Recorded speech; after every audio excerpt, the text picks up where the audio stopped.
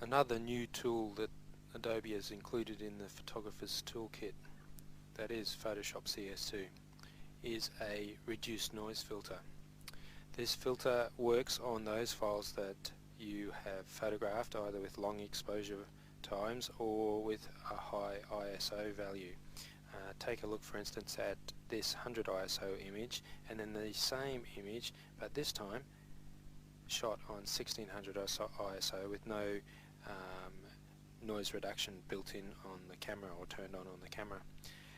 With this sort of image, it's very grainy, there's lots of speckles, lots of different colours going in there as well. So the new reduced noise filter is a good addition to the lineup for fixing just this type of problem.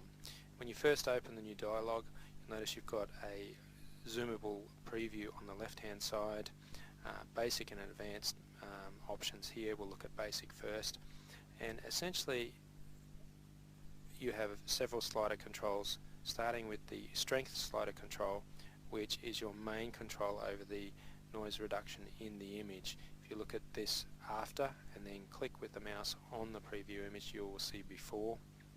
You can see a radical difference.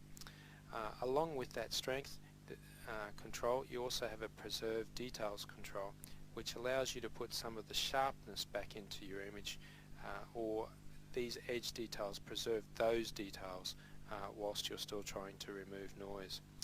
Color noise is also a problem. Color noise are different speckled pixels that randomly come into your image with longer exposures or higher ISOs, and this slider here is good for adjusting and removing color noise.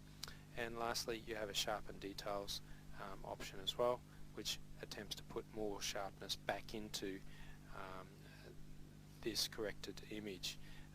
It's essentially a balancing act between removing the noise and keeping the sharpness.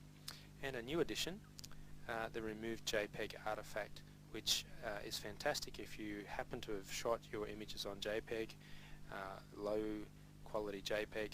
It tends to take away the boxiness of the JPEG artifact that sits within the image itself. Let's look at the advanced options now. Wonderful thing is that Adobe has provided a channel by channel example of the noise that sits within an image. Generally speaking, there will be one channel that in particular has a lot of noise in it. In this case, it's the green channel you can see here, and you can adjust the amount of noise reduction that is applied to an individual channel based on just that channel, which is a terrific way to adjust the application of the filter to suit your specific image. Again, there's a preserve details slider there as well, so that you can bring back some of the detail. Click on the preview to see what it was before, let go to see what it is afterwards. Click OK, and the changes are applied to the image. Let's just have a look at before and after, and there is a change in terms of the amount of noise that's sitting within the picture itself.